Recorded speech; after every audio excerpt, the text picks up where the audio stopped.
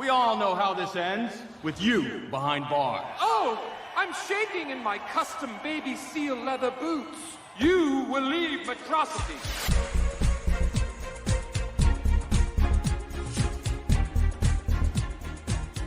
Hey everyone, welcome to another episode of Does It Hold Up, the podcast where we take a look at old movies to see if they hold up to today's standards. As always, I'm your host, Adam.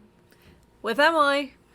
And today we are going back to a more recent year, 2010, to talk about a wonderful animated feature. No, it's not Despicable Me. We've already covered that one in an earlier podcast, if you want to go back and check that one out. We're actually talking about a movie that's eerily similar, though, in Megamind. Megamind is the story of Megamind, who is an evil genius who came from another planet. As his planet got sucked into a black hole, his parents sent him to Earth to save him. Sound familiar? Sounds just like Superman, but except evil. Because there's actually a Superman in this story from a neighboring planet whose parents also sent him to Earth while their planet got destroyed, and that's Metro Man. Well, Megamind actually wins one of the battles, and Metro Man's gone. Megamind thinks he loves it, thinks he's enjoying it and everything, but kind of misses having a good guy to fight, so he goes about creating a brand new good guy. Well, turns out maybe that good guy isn't that good at all, and Megamind must become the hero now. So, let's dive in. What do you think? I absolutely loved this movie when it first came out, and I still love it today when we watched it again. Don't get confused, though. Just because she loves it doesn't mean that it's going to hold up. I love a lot of movies that do not hold up. Same. I have so many guilty pleasure movies, it's unbelievable. So, we have Will Ferrell starring as Megamind, the voice of Megamind. What do you think about him? Is he good? Is he bad? Like, I'm not a Will Ferrell fan. I think I really only care about, like, 2 movies that he's actually done, and that is Talladega Nights, because it's pretty funny, and Stranger Than Fiction. Not a big fan, so... I don't think I've seen either one of those. I am not a Will Ferrell fan, like, at all. This is going to get me a lot of flack. I actually really hate the movie Elf. Oh, I can't stand it. So we'll probably never cover it because I wouldn't be able to find anything good to say about it. I'd probably be able to find good things to say, but I don't like that movie at all. So I'm really not a big fan of his, although in this movie, I thought he did fantastic. I normally hate when he does his whole, I'm going to ham it up, and that's how my comedy is going to be. But in this movie, and maybe it's because I didn't get to see him, like, physically being over the top, I thought he was perfect for it. I thought he added a nice humor to that character while also playing him still sympathetic and emotional. I agree for most of what you said. Stated, I'm not a big fan of his. He doesn't bother me that much in this movie. I do think he is still kind of weak, though. He's still putting a little too much Will Ferrell into the role, and he's a lot like an Adam Sandler for me, where it's just, they play the same kind of character over and over and over again. And Megamind just feels like another Will Ferrell, but from outer space. He doesn't add anything great to this movie. It's not like, I'm going to remember the way this character spoke and acted, and it's just nothing special, really. See, I disagree. I honestly think anyone else in that role might have done it even slightly different, and some of those jokes wouldn't have hit as well. Like, the whole idea of him mispronouncing words.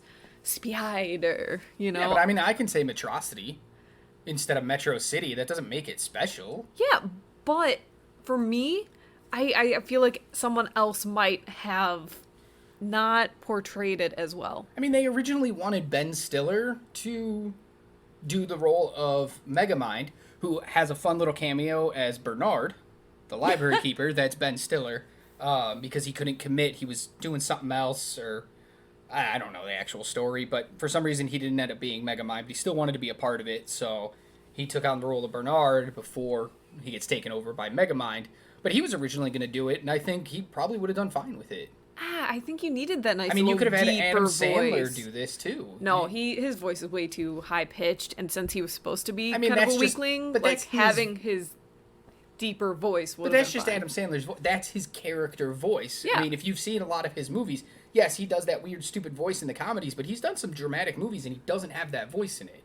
That's just him playing a character. But So, I feel he like could they would done have it. tried to do that character in this being a funny film. I don't know. He could have been Chris Rock. I mean, it could have. For me, it could have been anyone. I don't think Will Ferrell made the character good. I think the writing and the idea of saying these words incorrectly was what created the character.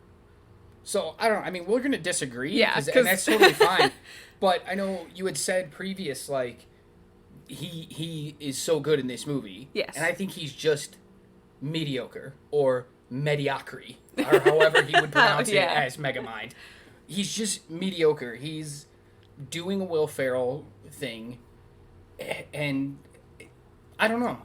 I'm not in love with it. I think he gets overshadowed by a lot of the other talent that's in this film, and I think the script just did him a lot of good, and it makes him better than he actually is. I guess we'll have to agree to disagree.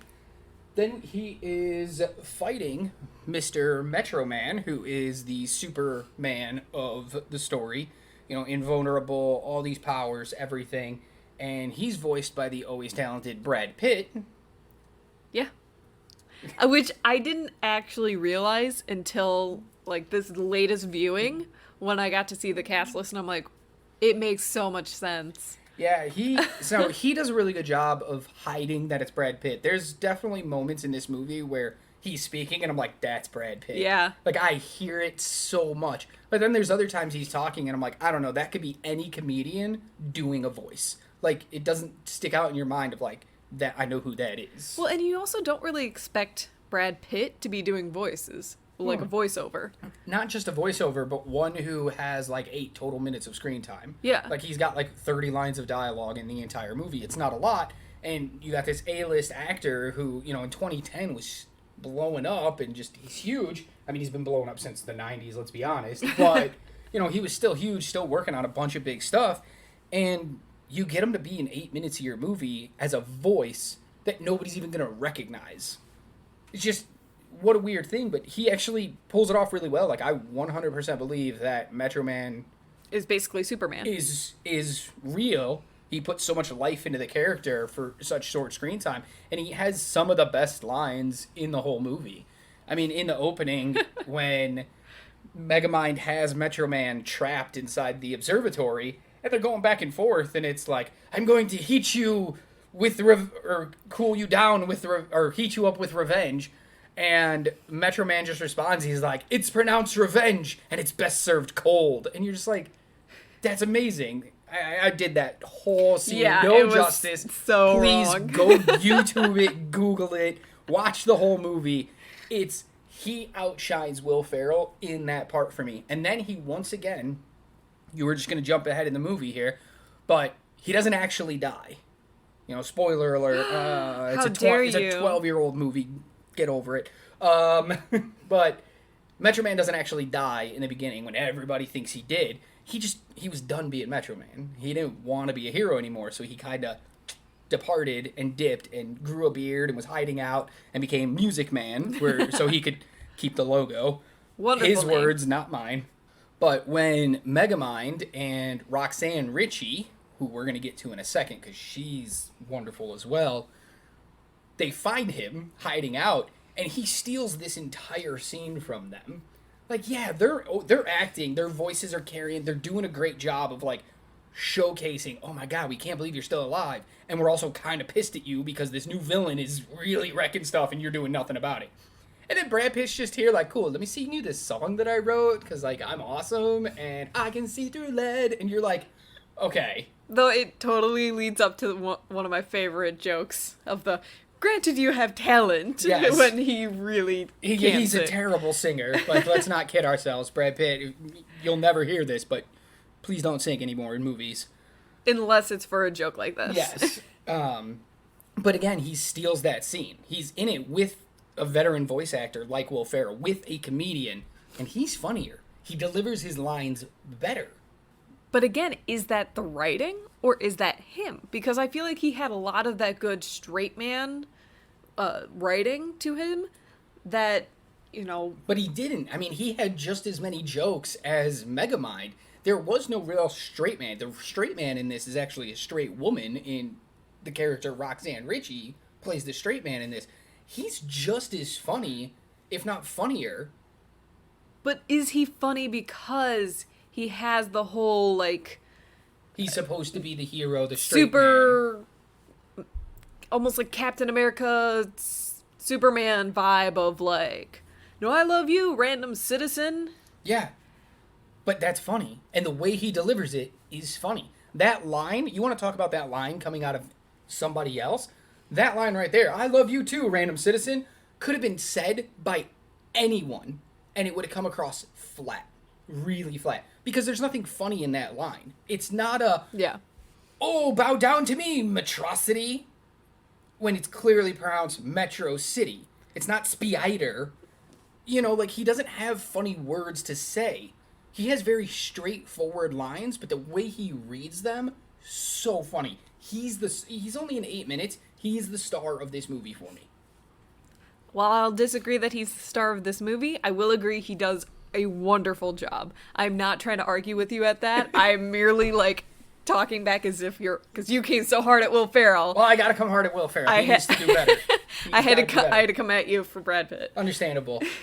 But then we're going to move on to one Roxanne Richie, who is your quote-unquote damsel in distress, the Lois Lane of the story, who's voiced by the always wonderful and just love her and everything, Tina Fey. I was going to say, should be in everything. Should be. She's a talented writer, talented actress. And she is always so fun. She does so well in comedies.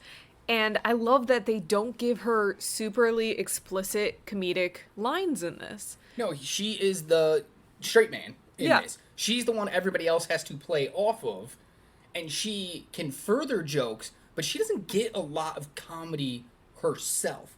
She just plays off what's going on or lets them play off her, and it's so good. In fact, one of her funniest moments for me was the whole idea of when Megamind kidnaps her the first time, and she's like, yeah, I already thought of all this. Like, you're not scary. Yeah, he's pulling out saws, he's pulling out lasers, he's pulling out gators, he's pulling out a wheel with boots. I'm attached to it spinning. I'm not sure what was going on there. That could be dangerous. Absolutely, you could get kicked a whole bunch. But yeah, she plays it as just like, cliche, been there. Yeah, you tried that last time. Which is so funny, but the words themselves are not funny. Again, they're not written funny. The only character written funny in this is Megamind, which is why they have a comedian portraying it, but that's why I can't give him credit. You were given the funny lines, of course you're going to be funny. These other people are having these very straightforward lines where they're supposed to be serious, and you're still giggling at all of it. So, yeah. Love Tina Fey. Absolutely. She did fantastic in this role. And I'm sorry, let me retract an earlier statement I had. Brad Pitt is my 1B star of this movie, because the real star of this movie is the Minion. Not Minions, not Despicably Me, not the little can't talk, gross little things. We don't talk about them. We talked about them enough in the other podcast. We're going to plug it one more time. Go listen to it. It's one of our lowest rated ones right now. Lowest listens, lowest downloads, all that. It's apparently we're not the only ones who don't really like this movie. Yeah, it's on the level of Bruno. We don't talk about it. But a different Minion who actually Megamind's parents gave to him as he escaped the planet, so he grew up with him, is played by the always wonderful David Cross.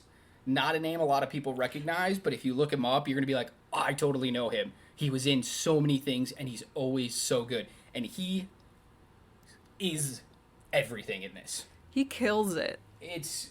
Like, imagine getting a script and being like, yeah, you're going to be this alien fish that is given, like, this big ape body, and, yeah, how are you going to play that? And David Cross is like, here, hold my beer. I got this. Seriously. And the fact that he does it in a more high-pitched voice you wouldn't necessarily expect from that kind of creature is brilliant. Yeah, he's like this menacing-looking piranha-style fish. So you're like, oh, he's going to be really mean, and he's going to be... And he's like, hi, guys! what's up? And you're like, oh my god, just amazing. But it's not just the voice that he uses and everything. It's the way he just comes across. Like, he's so hyped for literally everything. And, like, Megamind can do no wrong in his eyes. And he's just happy to be there. Like, when they actually win, it's one of my favorite scenes in the whole movie. They beat Metro Man. They're taking over the city. And Minion just says, you know, I just want to be next to you when you get your award. And Megamind looks at him. He's like, well, what award? He's like, I don't know. I just want to be next to you. And it's just, like, so brilliant. And it's, again, there's these weird lines. These are not funny lines either. They're odd, out of place lines because it's an alien fish who doesn't understand anything. And it's hilarious. Every single time he speaks, I'm like, shh, everybody shut the hell up. I need to hear what he's saying. We all need a Minion in our lives because he is the ultimate hype man. He will, no matter what, have your back and be like, yes, you are the best thing that has ever happened in this universe. Like, I need one of him in my life. I mean, I always think about him. He is Megamind's Alfred, but alien and somehow more sassy. Like, I love Alfred. He's always sassy. He's always just, like, putting Bruce in his place. And I feel like that's kind of Minion as well. He always has to, like, reality check Megamind and, like, kind of bring him back down or get him focused. And he just does it in the most sassy way. He's sassy, but he's so upbeat about it. And lovable. And lovable, mostly because he's so upbeat. Yeah. So, where Alfred is normally so serious and sassy, Minion is lovable, cheerful, sassy. Oh, yeah, absolutely. But then back to the story. So, when they get to Earth, Metro Man ends up with a wonderful little family. He's got a lot of money, and they take care of him. And the woman's always wanted a baby, so like, you know, he's given the world basically. And Megamind's spaceship crashes into a prison where he's taught all the wrong things. Why does he have to stay there, by the way? You know what? They don't explain it. They really don't. You know, because he was adopted in the prison, and they're not just gonna like give a baby out. I guess I don't know, but they do something. They do send him to shul. I mean school. No, that's the way Megamind pronounces it, as in shul. But they do send him there. Makes some sense. Yes. They send him there so that he can get a learning, because they do apparently care for him and want him to be taken care of and everything. Yeah. But they send him to the school that for some reason Metro Man is also going to, which is like some one-room red schoolhouse that you right next to the prison. Yeah. Like literally right next door. It's the weirdest thing. It makes absolutely no sense. No sense whatsoever. But as they grow up together, Metro Man is always doing like using his laser vision to pop popcorn for the kids and basically buying their love in different ways, flying around, protecting, all that good stuff. Megamind is like, I want to be good too. I want that admiration. So he shows them that he can create really cool things. Like, he's brilliant. So he creates a little mechanical suit for his little fish buddy to walk around with. And then he tries to pop popcorn, but instead he starts a fire. He invents a dehydration gun where he can dehydrate anything into a little cube and then rehydrate it later, which is just amazing. Somebody get on that. I need one, like, yesterday. But this is where something really interesting happens in the movie, because they kind of touch upon two different aspects here, and I want to pick your brain about them. Is the first one, this movie's almost like an anti-bullying campaign, because when they're young and they're at this school, Megamind is doing his best to be loved and welcomed in, but instead he's being put in timeout. Metro Man's kind of like overshadowing him and kind of bullying him, being like, ha ha ha, I'm better than you. And all the other kids are laughing. They take a school picture together, and the teacher, Metro Man, and all the kids are on the left side of the picture, and Mega Man's on the right side of his picture, all by himself. Yeah. And that's interesting, because it's like, if they would have accepted him and been like, hey, here's a gold star for you as well, because you tried really hard, do we get Megamind, the supervillain? Or do we get just another great mind who might do amazing things? Honestly, I saw it as one of those anti-bullying films because it is all about that idea of you put an idea in someone's head. You just keep telling them, you're bad, you're bad, you're bad. Eventually they're going to start believing, oh, I am bad. Or this is the only thing I'm good at because I'm constantly being put down for anything else I try to do. So I honestly think if they would have accepted him from the beginning, because even in the first scene where he comes into the building, everyone's freaking out about him. Well, yeah, I mean, he's big, giant, bulbous head, and he's blue. I mean, if they've never seen him before, it would freak you out a little bit. And in chains for some reason. Yeah, I mean, he's coming from a prison. They got to make it look good. But you know what? I'm not going to lie. If he would have done that in high school, people would have loved him because they would have been like, oh my God, what were you in jail for? You're so cool. You're such a bad boy. And like, man, they let him go to school way too early. Just wait till high school, then send him. He becomes the most popular kid there. And then we don't even have to worry about the rest of the movie. So yeah, it's definitely an anti-bullying campaign because as he's trying to do good and he keeps getting put in timeout and all these things keep happening, he even says that, like, maybe I'm just good at being bad. Maybe I'm bad and that's the only thing I'm good at. And then goes, well, if I'm going to be good at it, I might as well be the best at it. And that's what sets him on this path. So, just accept him. Listen, anybody out there, just accept some people or you might create a supervillain. Who knows? That's, I feel like, the beginning of all supervillains ever. Pretty much, yeah. They all had one bad day. But another thing that they touch upon early in the movie here, and they do explore it, and we'll talk about it a little more later too, is something like nature versus nurture. Because I don't think Megaman is inherently evil. Obviously, he's not. We get that by the end of the movie. But because he was raised in a prison and treated in that way, he does become a villain. And he does want to take over and destroy things and everything. And then Metro Man, who we don't know if he's meant to be good or bad, but he's in a loving home, he's popular at school, he becomes the hero. So, is this movie mentioning nurture as more than nature? Because they were both raised in different ways and took that direct path later in life. Except for the fact that he becomes good by the end. Not only does he become good, but Metro Man skirts his responsibility and dips. So he almost becomes... he's not mean, he's not evil, but he becomes kind of selfish. He has all this great power, and he just skirts all the great responsibility that comes with it later. So it's almost like they kind of flip. Well, I mean, that's almost still with his nurture of always having everything he wants, growing up in a rich family. Yeah, but he's getting away from his responsibility. Spider-Man would be very upset with him because with great power comes great responsibility, and he's not living up to that at that point. Sure, he's been doing it for years, but he still has the power. He still could. But instead, he's like, no, I just want to make music. I don't care about people anymore. Yeah. That's just interesting. So it's such a weird idea that you think it's portraying nature versus nurture, because it shows a bit of both. It shows how nature can drive you in one way, but then it's like, no, but your nature will eventually show through. You mean nurture is going to drive you in one way? Yes. Yeah. I realized that halfway through saying it. So it could be, it's just an interesting thing that this movie plays with, especially considering where we end up by the end of the movie, because they lean so heavily on the way they were nurtured as kids to how they got to where they are, but then obviously they end up on different paths by the end.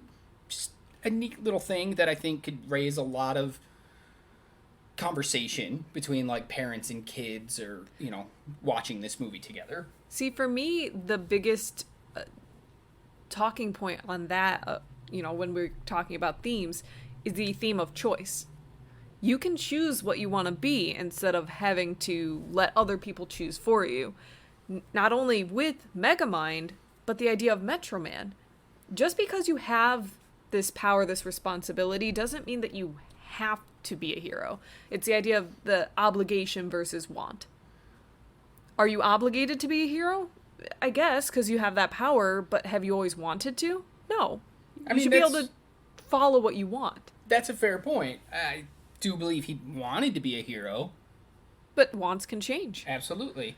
So it's just a nice little aspect that they threw into this stupid little kids movie that you can see it as deeper than what it's offering to you, where it's like, oh no, you're fine, because it's not any outside circumstance, you know. Like, again, this movie's been compared to Despicable Me for its entire life. People know Despicable Me. They kind of, sort of, maybe remember Megamind. It's not a big hit. It didn't create sequels and spin-offs and all that stuff. Which is beyond sad. It's very beyond sad. It did get a short little film when it came out in the DVD, which is like a mini sequel, but we're not going to go there. But I haven't seen that, and now I feel like I have to go hunting for it. You definitely have to go find it. It's cute. But what I'm trying to get at is, like, Gru in Despicable Me, he has an outside source come into his life that makes him want to change all the 3 little girls. Other than that, if they never showed up, he's still a villain. Yeah. Megamind does that on his own. He decides, yes, Roxanne is there, Yeah. but he's already bored with being the villain before they start talking. So I think this one delves into that idea so much deeper that if I had to choose, obviously, one of these movies to show people to talk and get into a conversation, I'm showing a Megamind where you're talking about bullying and changing who you are and obligations versus want. I'm showing them this long before I even touch Despicable Me. And that's not me personally being like, I hate Despicable Me. That's just like, this movie touches upon so many themes that you can explore and really talk about. Yeah.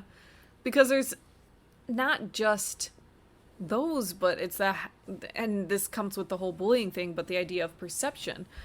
The reason he fully wants to change, and he wants to change in himself because he didn't want to necessarily be evil, but people perceived him as evil, so he did evil things. As soon as he got a taste of being perceived as someone who is normal, who can do good things, he was like, I'm all on board. I like this. He just wanted to be accepted. Yeah. His entire thing in this whole movie is just wanting to be accepted, whether it was as the bad guy, as the good guy, or as neutral. Just, that was his want. And it was just interesting to see to go throughout. So, like, this is such a great piece to, you know, parents to show and be like, you know, what's your want? I understand what other people might want of you or how they look at you, but let's talk about what you want, what you need, and so How just you that want to be aspect. perceived. And this is literally just the opening of the movie. We haven't even grown up into, like, the big battles and everything yet, and there's already so much going on. One of the other things is that the school he goes to is just terrible. The teacher never reprimands anybody. Except for Megamind. Except for but she doesn't reprimand Megamind. Metro Man always reprimands him. And then he gets picks a him up gold and puts him in the star. court and then gets a gold star. So, like, it's a martial law in that classroom. The kids are running it while Metro Man's running it. And it's terrible. So they grow up and they start becoming supervillain, superhero, and they do battles all the time. And our first introduction to grown-up Metro Man is they're opening up a museum for him, and he's there to cut the red ribbon. And this is where you first see the sign that Metro Man's actually a dick. I 100%. He flies over the crowd. First of all, he just has this, like, superiority complex. Like, he acts like he's above everybody else. This citizen screams, I love you. And yes, it's cool that he responds, but he does it, like, instead of just being like, I love you too, so it can be general or not kind of, like, single somebody out. The idea that he's like, I love you too, random citizen. Like, he doesn't even care who you are. You're just some random citizen. I mean, he literally flies over the crowd and have people kissing at his feet. Like, there's so many Jesus metaphors. Then he walks on water while giving his speech. It's crazy. And then obviously he gets resurrected later, even though he wasn't actually dead. So, like, the movie portrays him in this Jesus-like aspect, and the crowd eats it up like that. But there's one point where he flies through the crowd, and these women are all holding their babies out, and you're like, oh, he's going to fly by, kiss them. No, dude, he flies by, kidnaps them, and juggles them while on stage, and then throws them back into their strollers. And these are babies. Like babies. Like babies. Those babies are dead or really, really injured. You know. that they are dead. Not even a question. Yeah. And, like, he just eats up this adoration. Like, it's just crazy. And you get these little hints of, like, man, maybe he doesn't want to be the good guy, or doesn't want to at least be this level of good guy. He's kind of just doing the showboating, doing it. He's going through the motions at this point. But it's also showing the crowd as, you know, Not allowing him. yeah, they're loving on him. Like he can do no wrong in their eyes. And that is toxic. Yeah, that's almost worse than looking at you like a bad guy, because it's like he could have done anything he wanted, and everybody would be like, cool. He could have blown stuff up, cool. He could have robbed places, cool. They were so infatuated with him, and it's just interesting because he takes full advantage of it. Oh, yeah. He does whatever he wants. I mean, imagine getting a giant statue of yourself and a whole museum dedicated to you. Yeah, one of the reasons Superman is not my favorite superhero in comics, because there's a huge complex there that we're not going to get into. So, this, at the opening of his museum, is where we're actually first introduced into Roxanne Richie. And, you know, again, played by the wonderful Tina Fey. And she is possibly the most well-written character in this entire movie. Because Lois Lane, for all the good that she is always damsel in distress. Lex Luthor is always kidnapping her, and she's always screaming for Superman's help and all this stuff. Roxanne's kind of just tough in and of herself. She never acts like a damsel. She gets kidnapped, and she's like, okay, can I just get my punch card? Can you just punch my kidnapping card, and I can just leave? Like, I'm so over your right now. Yeah. And then, turns out, like, her and Metro Man weren't even dating, even though everybody wanted. She was like, no, he's not my type. Ew, gross. And it's just, like, so well written that she gets attracted to this little nerdy bookworm guy. Well, the big muscly man is always having to save her, and it's just a nice little subversion. And I really enjoy her character.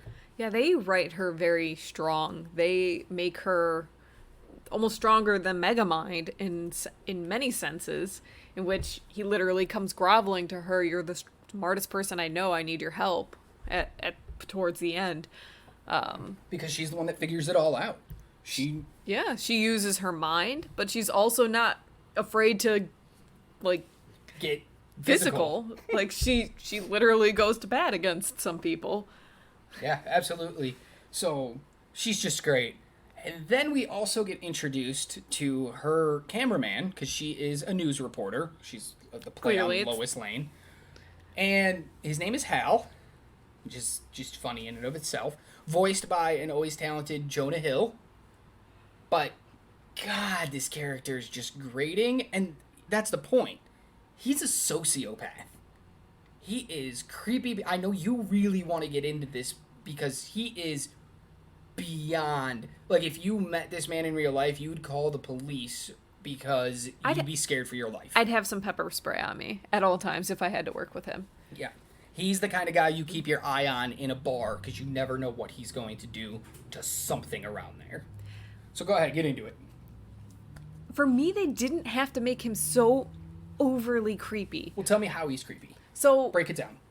he is constantly hitting on Roxanne, whose name I forgot for a second there. He is constantly hitting on Roxanne, trying to get her to come over to his place, come do things with him, but he's always way, way, way too much on it, so that it's just So let me talk to you in 2022 terms here. He is your prototypical nice guy. Yes. Well, I'll just do the nice things, and I'll say nice things, and eventually she just has to sleep with me and get with me, because I'm just so nice. I'm so owed this. And he's so far removed from reality. He straight up lies to her. He's like, yo, I'm having this little get together at my house. It's gonna be really cool. Like, I got a DJ and a bounce house, and when she there's gonna says be food and all this that stuff. she doesn't want to be around people because Metrocity just died. Metromine. Yeah, no, Metro Man. Yes. Too many M names I in this know. movie. But yes, Metro Man just died. So she doesn't want to be around people, and he immediately goes, "Well, it'll just be us." Yeah, like he flips on a dime and goes, "Oh no, it's just the two of us."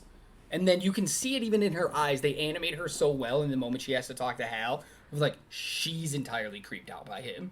And it's like, no, I'm good. And he's like, are you sure? Because, like, it's cool. Like, we can just go get, like, coffee and we can, like, just hang out. And, like, and then he gets in the van and he's, like, cussing himself out. Obviously, we don't hear it. Yeah. But, like, he's really angry at himself. And it's just, oh, boy. If they were making a documentary about how serial killers start, that's it right there. I mean, he literally punches the van, and when he drives away, he runs stuff over. Like, it's so toxic. Oh, yeah, and this isn't the only time, and we'll touch upon a few more when they come up later, but every time we see him, they just overdid it.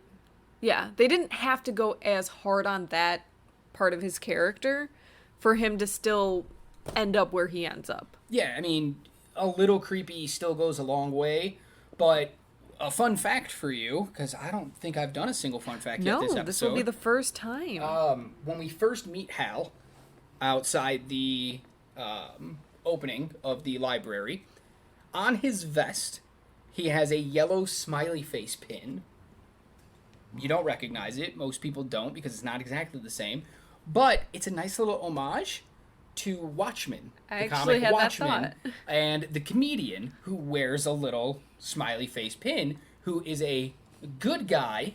Well, he's not. He's a bad guy masquerading as a good guy. But really, he's probably one of the most evil people in Watchmen, in that he sets off all the events of that comic. And that's just a nice little foreshadowing with Hal of like, oh, look, he's sweet, he's funny, he has a crush on Roxanne. No, he's a freaking sociopath. Yeah. And it's a nice little nod. It's blink and you'll miss it. Most people don't even notice it. But foreshadowing. Great job. Oh, yeah. It's just, he creeps me out. He gets super possessive of her, and it's just like, nope. No, you didn't have to go that hard. So then we go into our first major fight where Metro Man's going to die. And he's trapped in this observatory, and they're bantering back and forth, and then Metro Man dies. Just going to jump right into our second fun fact, because this is something you will never see in the movie unless you literally go like frame by frame. But Metro Man fakes his own death. We learn that by the end. And in this scene, we're watching it on two large banner televisions as like outside City Hall. The whole crowd's watching. And if you pause the movie and you go frame by frame, one of the frames, Metro Man disappears from his screen and then appears behind Megamind on his screen before going back. And that's just a nice little, again, foreshadowing. This movie does a ton of foreshadowing. I'm going to touch upon some of it while we go. As a foreshadowing that he is clearly in control and isn't actually dead. Yeah. And it's just so funny because, again, this is not something you can notice when watching the movie. You have to go frame by frame. You have to watch it at like 1/4 speed to be able to even slightly notice it. I love when movies put in that kind of detail because it makes it worth the rewatch to be like, did you see it? Did you see it? Right, and then it's like, see what? And once you learn about this fact, it's like, okay, now I got to go watch and I'm going to freeze frame it. I'm going to go through and I'm going to look for it. I immediately thought about that. Yeah, it's amazing. So they have their fight. Metro Man dies, and Megamind wins. And he takes over everything. And we get this nice little fun montage of him doing fun things around the city. And then all of a sudden, the cracks start. You can tell he's not so happy with owning Metro City. He misses the battle. He misses the fight. He wants something more than what he currently has. So he heads off to the library, the big statue of Metro Man that they were unveiling. And nice little touch here. He's having this heartfelt moment with the statue, being like, I miss you. I wish you were here, to dead Metro Man. And he's holding yellow roses. And that's so cute because yellow roses represent friendship. Mm-hmm. And that's such another hint of like, he didn't see Metro Man as his enemy, as his nemesis. He saw this as like friends going back and forth with banter and fighting. And throughout the whole movie, you'll always notice every time Megamind is doing something, it's an abandoned building, it's an empty street, he doesn't want collateral. He thinks this is a game. He's just playing with his friend. To be fair, I actually had this thought watching it as well, where it's the idea that Metro Man is as close to a friend as he has. He's the only one who literally pays him attention in any type of way. So when he does win, what really gets to him is the fact that he no longer has that kind of attention, because everyone kind of goes back to their normal lives. Like, yeah, there's a little blurb here and there in the news, like, oh no, what's gonna happen? Megamind's doing this, or what can we expect? But no actual attention. People just get on with their lives. Whereas if Metro Man was still alive, he would be thwarting him, and he would be doing this type of, like, quote unquote play with him. Oh yeah, absolutely.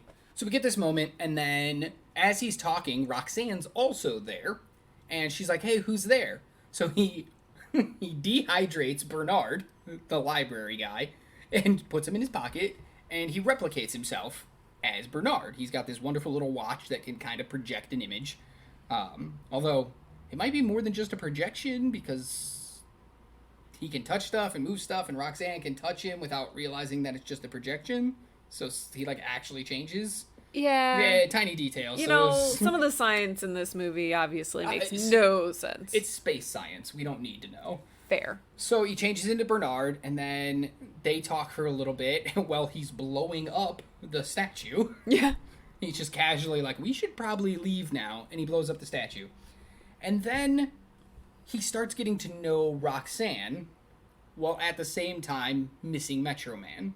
And she somehow, during a conversation they're having, comes up with this little idea of, like, what if we could just replace Metro Man? Like, create a new one. And Megamind's like, oh, hell yeah, I can do that. So he does. He goes and he takes all the good stuff of Metro Man and puts it into this little capsule, and he's like, I'm going to find the right candidate, and I'm going to create a new Metro Man so that I can have my friend back, who I can play with, who I can battle and fight for the city with. But here's the problem. Somehow that little tiny capsule ends up going up the nose of Hal. Yeah. Sociopath Hal. And that's where shenanigans start. So Hal doesn't know what's happening. He just doesn't feel good. So he goes to sleep back at his apartment. Megamind and Minion show up because they want to be there for it. And Megamind uses his little watch to transform himself into this little pudgy old man with white hair, dressed in, like, galaxy-looking clothes, star clothes, and does the worst Marlon Brando Zor-El impression ever, and it's wonderful. And he starts training Hal to be the new Metro Man. But you get these little hints that maybe Hal doesn't care enough. He doesn't want to fly the way Metro Man flies. In fact, he starts flying just by sitting down. He just sits in the air like he's driving a car and starts flying. And Metro Man has to correct it. And then he goes and he finds Roxanne, and he's like, hey, check it out. I'm, like, super buff, and I'm a superhero now. And he takes her for a joy fly, and then, like, drops her. And he's like, oops, I forgot. If we're gonna, like, make this into a thing, like, we're gonna date, I should probably rescue you a few times first. So he starts tossing her around like it's nothing, and, like, having to swoop down and catch her and, like, all this stuff. And, like, that entire moment just blows my mind. Because I'm like, wow, you went there. It wasn't bad enough he was a sociopath as a person, but he couldn't even have these powers for one day without going nuts. It, in fact, amplified it, because he wasn't just this pudgy, weaselly little guy anymore. He felt on top of the world. He felt like that must have been the only thing keeping him from Roxanne, was his appearance, that he wasn't Metro Man. He didn't have that power, and now that he has that power, he has to get the girl, right? That heroes get the girl. But it's that whole idea, you're not owed anything. But he thinks he is. And that's what's so creepy about Hal is, you know, I've never had to be in that position being a man. No man has ever, like, come up to me and been that, like, really close friend, but also secretly, what's up? Let's hook up. But, like, I know, you know, as a woman, you've probably had that before, and there's all these women out there that they experience this. And it's probably terrifying, where you're like, oh, no, that's just my best friend, until the one night he's not. Yeah. It's very awkward and a lot of pressure on you to be like, I still want to be your friend, but I don't want that. Yeah. And I told you no, and you were not listening. And this is a huge deal in the world where it's like you have to somehow appease them, otherwise you could be in danger. And it's so much more visceral when it's this super person who is literally doing this, where it's like, no, he could literally snap you with like a pinky. Yep. And so that, how much more dangerous that is, and how much more like amazing Roxanne is for being able to be like, no, what are you doing? Like, you can I'm see going to her, stand up for myself. You can see her treading that water, too, where it's like, I can't go far enough to just start calling him out on it, but I also can't fully give in. I have to tell him no, but I have to be as nice as possible and almost leave the door open for a possible yes later so that he doesn't snap. Which you can see actually throughout the entire film. Every time she has that kind of interaction with him, she has to kind of politely say no or make excuses as to why she can't or why she won't. Which is just so terrifyingly real. But, you know, in a sense, it's like, yes, you feel like that's the only way to get out of it in that situation, but you're also kind of creating it bad in the future if this person is going to continue to be in your life. Because down the road, they still think something's possible. So it's like that hard balance that they have to push, and that is such an adult thing to be putting in this kids movie. And yet it plays pretty well in the movie. Like, it comes across as scary, not as scary as it could be, but it comes across scary enough that you get those evil vibes, and the kids could pick up like, ooh, Hal's a little weird, we don't like him. But as an adult, you're like, ooh, I can't believe they went there. Wow. Yeah. So it's really good. But once again, she turns him down because she's falling for Bernard. They've been hanging out a lot. They go get dinner together. They hang out. Well, that all comes to an end when one night at dinner, they're having a conversation and they kiss. But while they kiss, Megamind's watch malfunctions and he no longer looks like Bernard. He now looks like Megamind. And everybody freaks out. One thing that I really want to bring up is getting back into that really fine detail that they put in, is anytime he has the watch going, his eyes are green. So whenever every time he does another character, their regular eyes as themselves are different colors than his. Well, it's yes, the watch doesn't change your eye color. That's how you know who's who and when.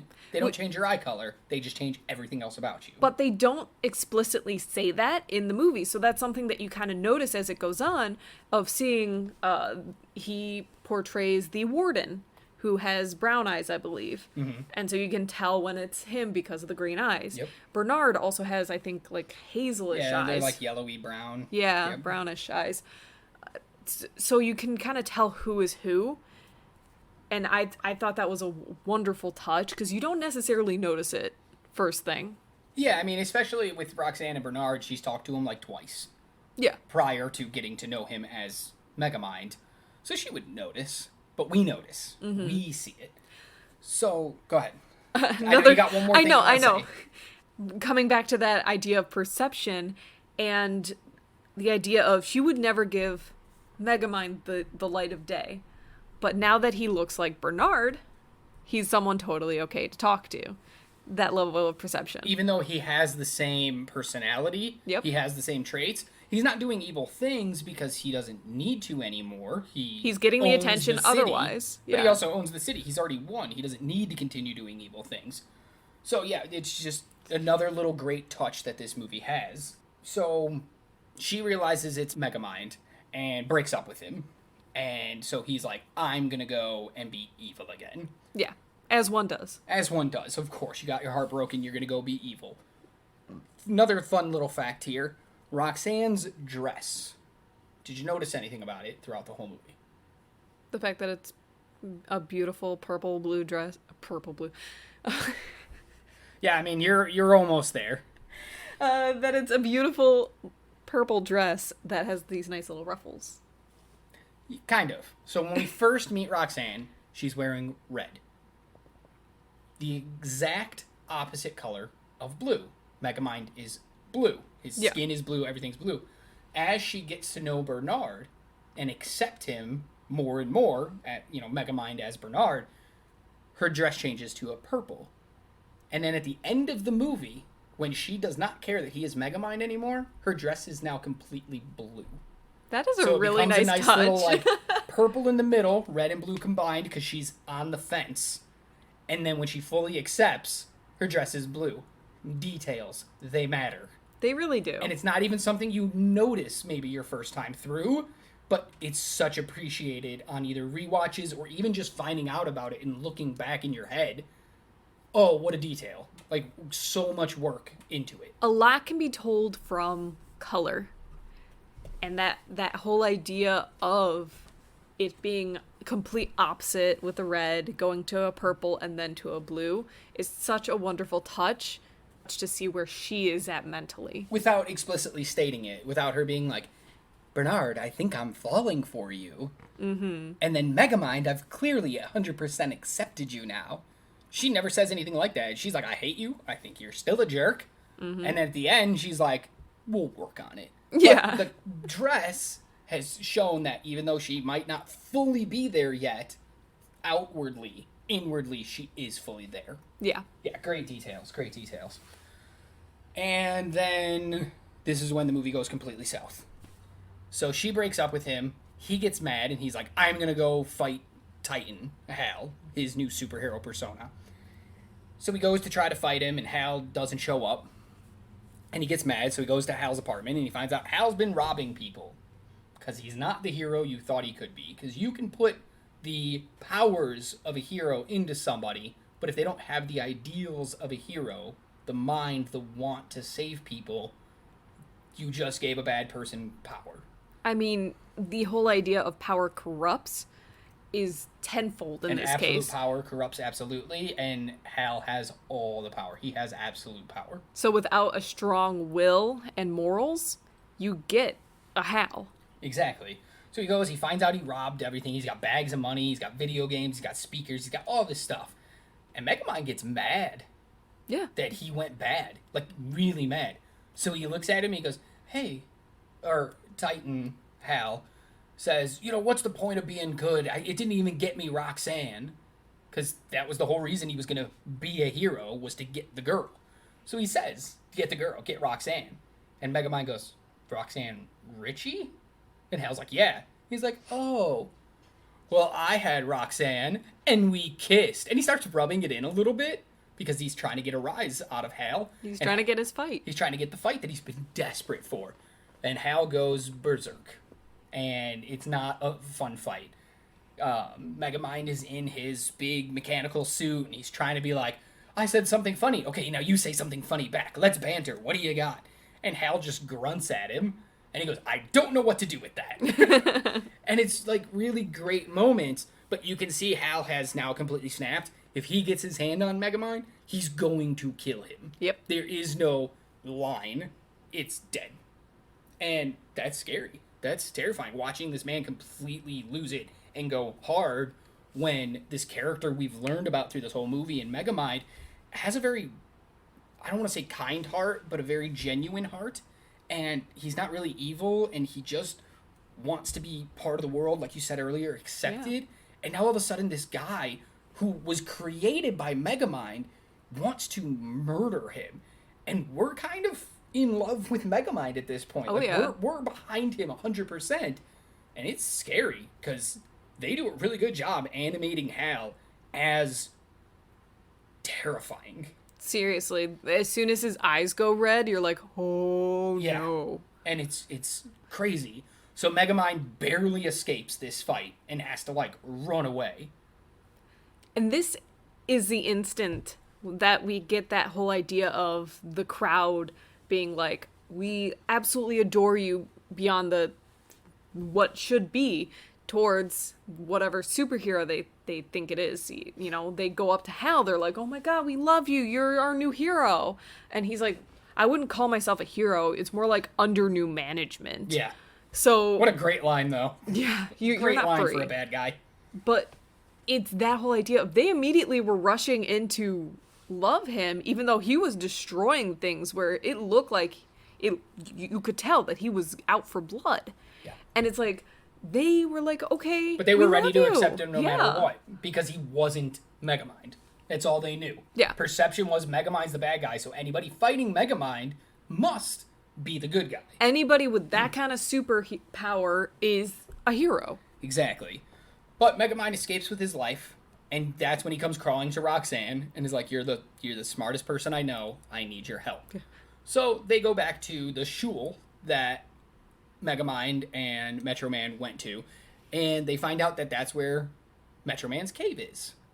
His little fortress of solitude. Yeah. And they go in, and this is where they find that he's still alive as Music Man. He sings this wonderful little song about how he can see through lead.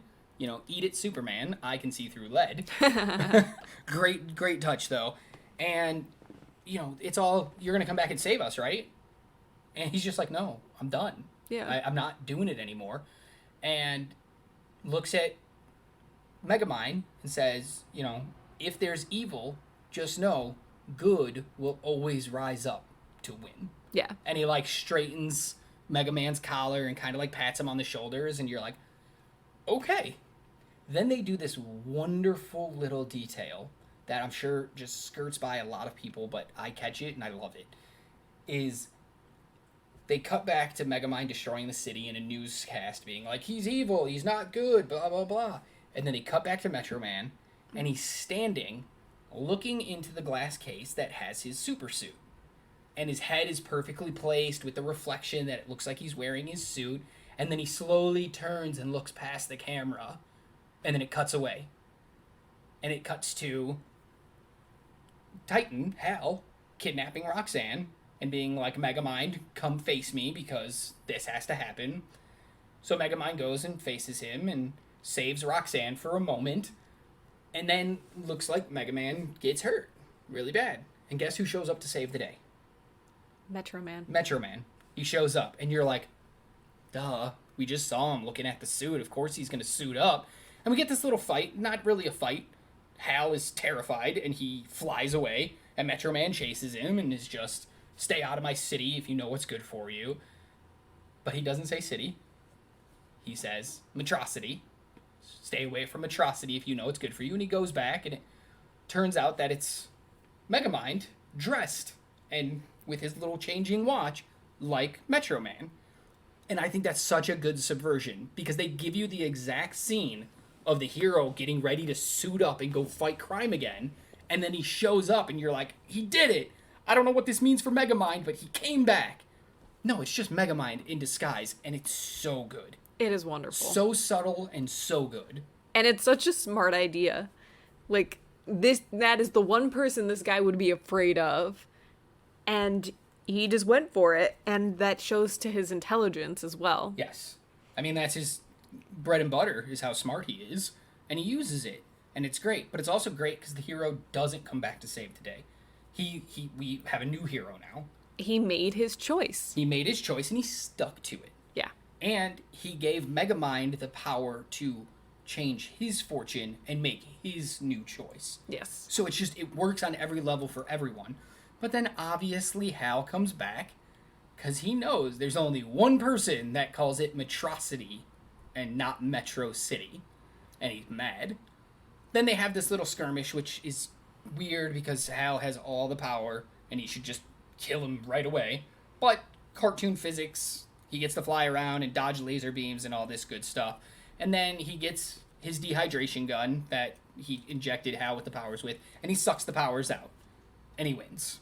Because good guys always win, and evil always loses. The bad guys always lose. And that's a great line. Megamind tells him after he beat him, you know why you lost? Because the bad guys always lose. Yeah. And he knows that, because he was the bad guy, and he always lost. There's this wonderful line at the beginning of the movie, where he's like, I fight him, he's my greatest rival.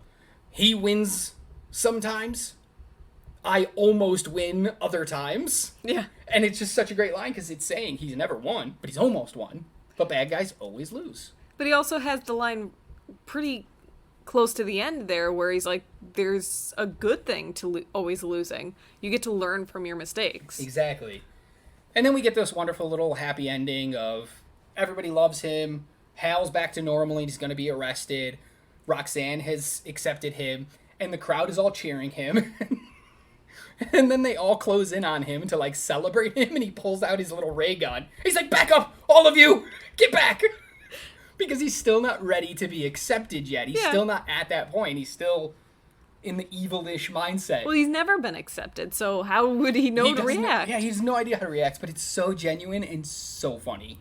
I love that Roxanne has to be like, he's just not used to positive. Yeah, positivity. It's great. It's great. So good. And we end on the exact kind of mirror of that Metro Man day. Where with the big statue at the library and everything, except this time it's a statue of Megamind. And everybody's cheering him, and he's taking it all in. But there's a big difference. He is doing it very genuinely. He's still got that little evil edge to him, because he's like, all right, everybody put your hands up. And then music plays, so they all start dancing. And then he's like, now give me your wallets. And everybody kind of pauses for a second. And then he chuckles, and everybody starts dancing again. He still has his heart in it. Where, compared to the opening, it seemed like Metro Man was like... putting on a show. He was putting himself above everybody, and it didn't seem real. It just seemed like, another statue. Oh, I'm the hero. Yay. Oh, you want me to kiss babies? Like, it just didn't seem genuine. And then we get this really great moment with him at the end, genuine. Yeah. Fun fact about the ending there, if you pause it and look closely enough, Megamind is holding up a globe, just like the Metro Man statue was. And remember how I said earlier that Minion just said, I want to be next to you when you get your award? Mm-hmm.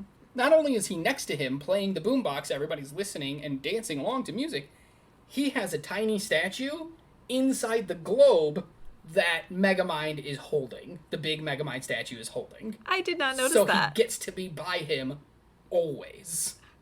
I really gotta, like, go back and watch it. It's hard to see. They glance over it quick and it's everything. So if, like, you really pause it and really look at it, you'll start to make out it and you'll be able to see that it's a little statue of Minion. He gets to be next to him forever. All of those tiny little details. Well, this movie is so chock full. Like, we could make an entire podcast on just naming all the little foreshadowing and all the little details. Because another great foreshadowing is when Megamind is little and he first creates the dehydration gun, he dehydrates Minion.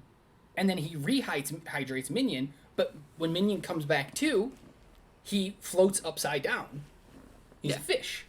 When fish float upside down, usually that means they're dead. Yeah. But then he flips over and he's like, ha ha ha ha, just kidding. And then in the final battle, when Minion is using the transforming watch and pretending to be Megamind, after the whole battle's done, Megamind leans over him and Minion's like, oh, it was so good to fight with you. I'm so glad we won. And he's like, oh, I see the light. And Megamind just picks him up and throws him in the nearby fountain. And he's like, oh, he's so dramatic. And Minion jumps up in the air and he's like, oh, I just needed to take a swim.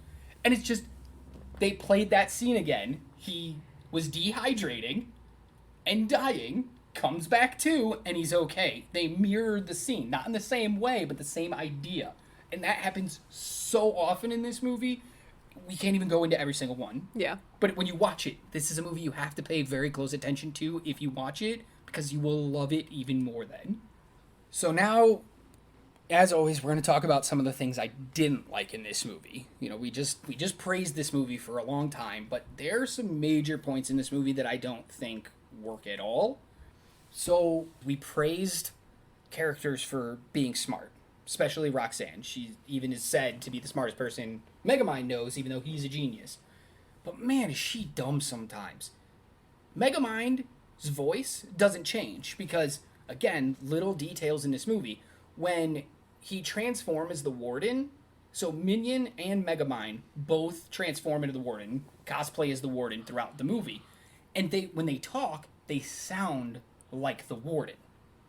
And when he talks, when he transforms into Metro Man at the end, he sounds like Metro Man. But they show this little moment in the beginning where the watch says recording, and the Warden speaks.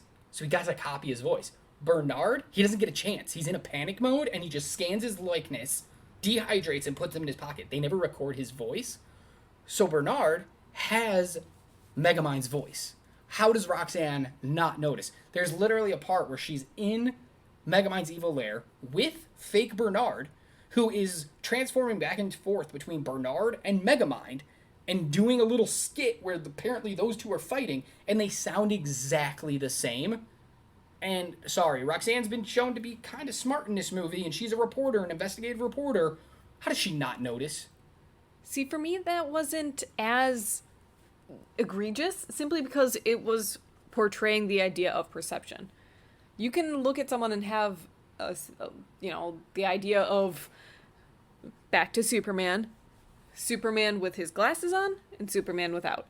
So it's like having that little bit of difference, changing the perception of him to where it's like you don't immediately see this guy as an obnoxious villain. You see this guy as someone new. So I didn't get as angry about it as I know you did. Yeah, it was... Because it's not just so much his voice, but it's also the way he speaks just like Megamind. And when we meet Bernard, even for that brief moment, he has a certain cadence to the way he talks. It's very slow. It's very thoughtful. Thought out. It's very melancholy. Now he's a little bit more hyper, like almost immediately, because she sees Bernard, hears another voice, runs over there, and it's Megamind now as Bernard. Mm-hmm. Completely different than the Bernard we just saw 15 seconds ago. How does she not put two and two together? It doesn't make any sense. Because also, one thing that bothers me in this movie, and it plays into this a little bit too, is it's cute a little that Megamind mispronounces words, but I don't understand why he does, because every time he's Megamind, he pronounces school as shul. I got to go to shul. We got to go to shul. I was at shul. And when he's Bernard, him and Roxanne are talking, and he goes to talk about school, and he starts by going, oh, back at school. That doesn't strike her as weird? That he starts saying the word shul like Megamind would, and then has to change it to school? This is an educated librarian that can't pronounce the word school. And also, if Megamind knows he's pronouncing that word wrong, then why does he pronounce it wrong? I felt like that was a specific choice on Megamind's character. To himself. Like, the whole idea of spider versus spider. He did it to kind of separate himself from other people. It's so weird, though, because he comes to Earth as a baby, so it's not like he would have ever learned to pronounce these words wrong. Yes, he was raised in a prison, and maybe those guys don't have the greatest speech patterns, the way of talking, but trust me, they know how to say the word school. They know how to say the word spider. It's stupid, unless you're going to reference it in the movie and tell me why it's happening, why do it? It doesn't make sense. It makes the character look like an idiot, and especially makes Roxanne look like an idiot for not knowing it's Megamind dressed as Bernard. 2 points.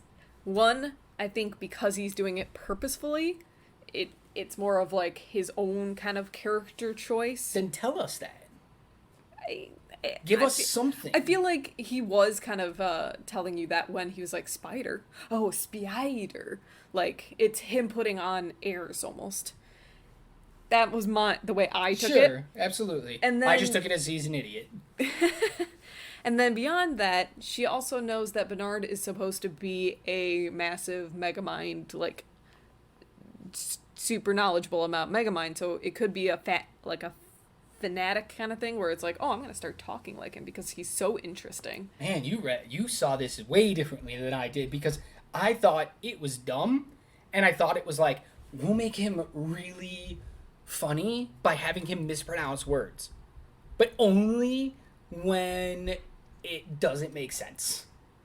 Or when he's trying to overemphasize, or there's no real rhyme or reason as to why he does it, and it just comes across as really dumb. Because when you can say the right word, but then you purposefully say it wrong, but then you're mad that people pick on you or make fun of you, well, then don't do that.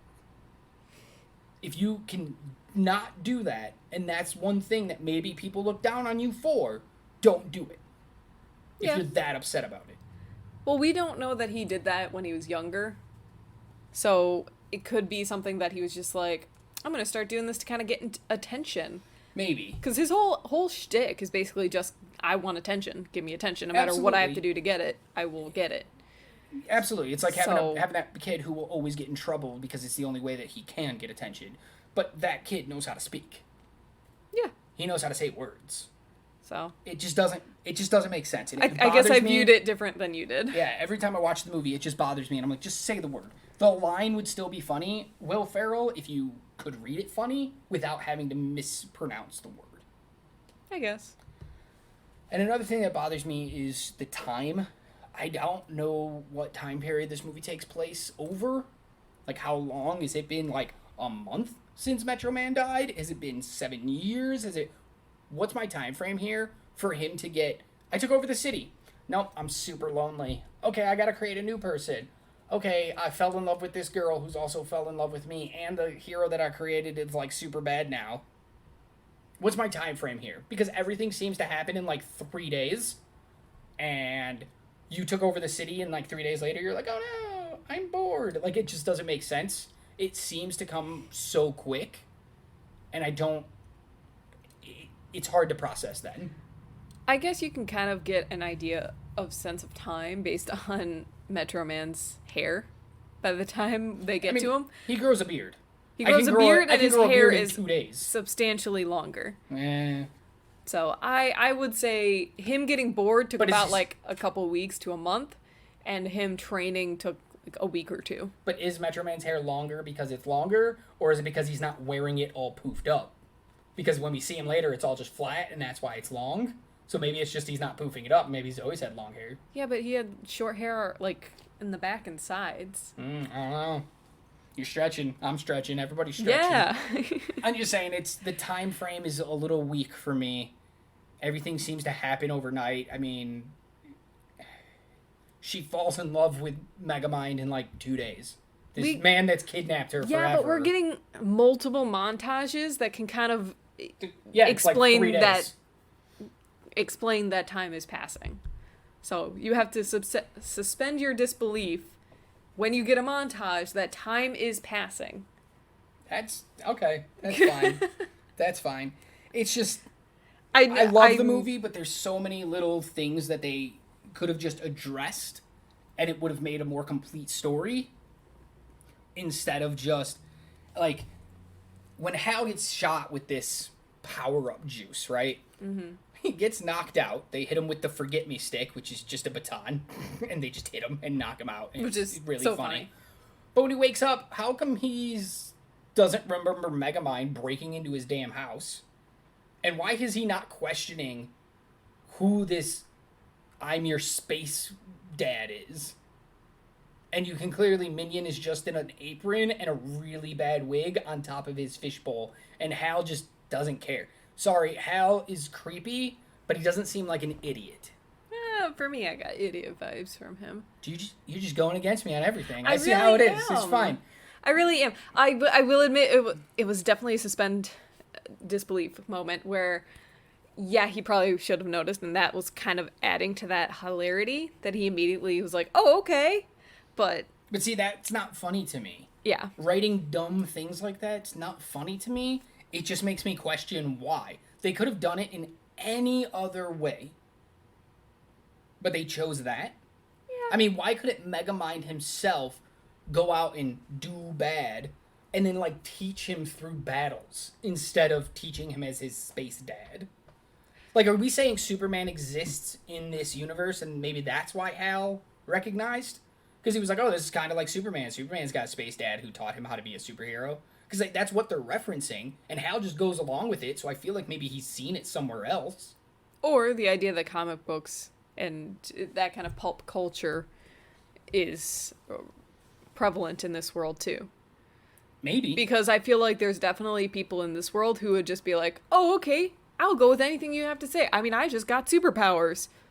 Clearly, I must have a space dad and space stepmom. I guess. It's really weird. And then just the idea of him being Bernard is super awkward to me. Like how much he likes being Bernard. And then when she falls for Megamind by the end, it's really nice that she fell for actually Megamind and not Bernard. You know, it's like the looks don't matter thing. Yeah. But at the same time, it's like he wasn't being actual Megamind when you guys were out on dates because he had to catch himself saying things. He had to catch himself doing things. So you weren't actually getting to know him that much either for it to be like some happy love story at the end. Plus, you just get a ton of convenience in this movie. Yeah. And it just drags at points too. Where you're just like, okay, this is like the 5th montage we've had in this movie. We get it. You are good at montages. Let's move on. Yeah. Yeah, that's okay. That's all you got, yeah. Well, it's definitely And then, movie 101 with a lot of it. It's very basic. It's very paint by numbers. But I feel like it does that paint by numbers well enough that yeah, absolutely. I like it. Because my last thing I want to touch about in the bad thing is, so he creates Titan, Hal's superhero persona. He creates him. He gives him all the powers. And I know his failsafe is he thinks Metro Man is weak to copper. So he's like, oh, well, I'll just build a copper cage and I'll put you in it in case you ever got out of hand. Why make the superhero that strong in the first place? You had control of what powers he could have. And I know you wanted Metro Man back. But why not just dumb him down a little bit so that you actually wouldn't get whooped so frequently and so hard in your battles? He makes him invincible. Dude, you had control. I think he was trying to go too fast with it so that he didn't actually put that much effort into like picking and choosing what this person had. I don't think he thought that this process all the way through. And that's kind of what Minion tells him, like, this is a bad idea. You're not thinking this through. Always listen to Minion. Always listen to Minion. So he's like, you're not thinking this through. So Megamind is definitely not putting enough thought process behind it because he's like, oh, this is just such a great idea. I'll just make another. Not realizing the implications of, if I choose the wrong person, I gave them godlike powers. He didn't think far enough ahead to be like, oh, if it's not the exact same person, because he thinks, oh, someone with this power is just going to be a good person. So he didn't think far enough ahead to be like, okay, well, I have to make it him less. But then again, he also thought the guy's weakness was copper, so... Well, because he was told the guy's weakness was copper. Yeah. I mean, Metro Man literally said, no, I'm weak to copper. I just mean he's like, I don't have to change anything because he has such a really easy weakness that if I choose the wrong person, or at least he thought ahead enough to have some sort of failsafe. Absolutely. No, I get it. These are just my issues with the movie.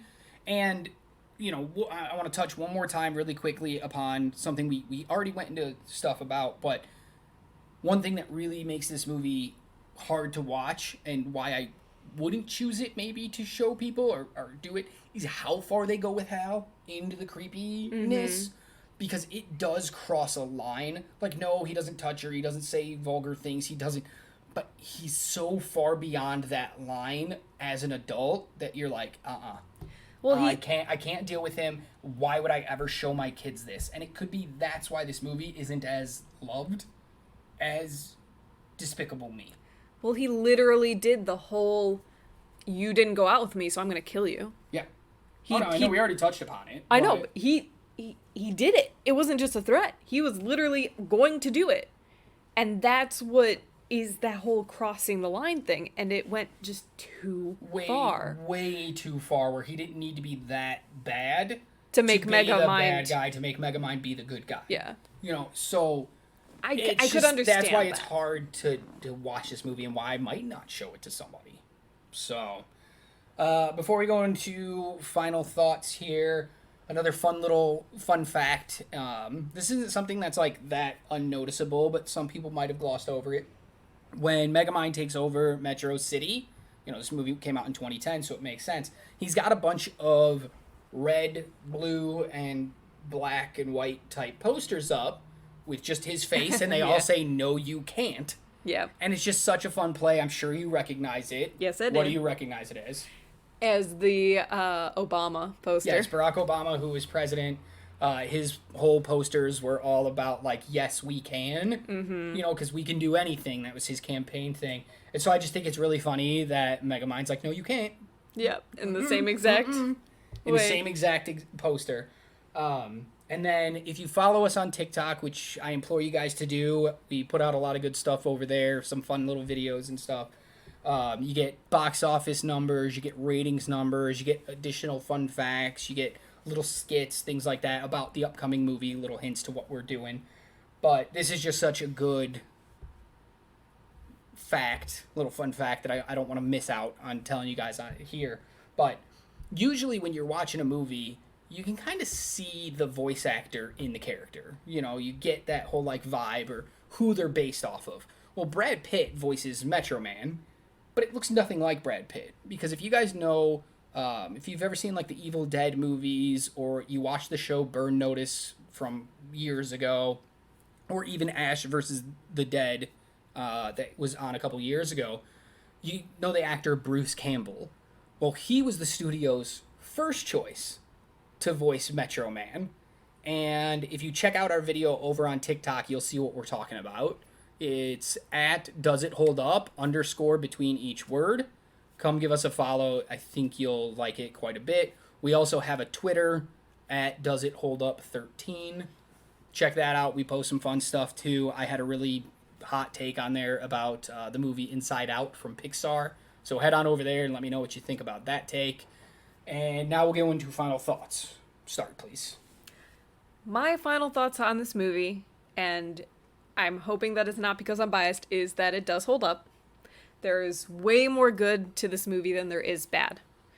While Hal is such a problematic issue on how bad he gets, I just think the themes of choice, bullying, perception, the idea that you can make your own life, you don't have to live the life that people have chosen for you, is such a great message that it is worth a watch altogether. Yes, I agree with you. I think if you can look past how bad Hal is as a character, this movie definitely holds up. It has so many great themes and values to it that can start really good conversations. And even if you have, you know, if as an adult you have some older kids and you guys watch this movie together, it could also, Hal being a bad guy, start conversations about, like, recognizing these kind of things in people and when the line can get crossed and everything. So I think, yes, 100% this movie does hold up, and way better than the other movie that came out in 2010 that it gets compared to. I would watch this movie 1,000 times before I'd ever watch that one again. Same. So much. 100% holds up. That was our dog shaking her head, wearing her collar. She agrees. It holds up. She was 100% agreeing. And if you're interested in watching it, I believe it is currently on Prime Video, but only for another, like, week or two. So if you want to see it, get out there and see it then. I'm not sure where else you could watch it, so... Or go buy it, because this is one worth buy it. owning. We own it. Love it. So, yeah, that's it, guys. Movie definitely holds up. We'll see you again next week with a new movie. I don't know what it is yet, so... Yeah, I'm going to be just as surprised as you guys when we go to record. In the meantime, keep watching movies. Bye.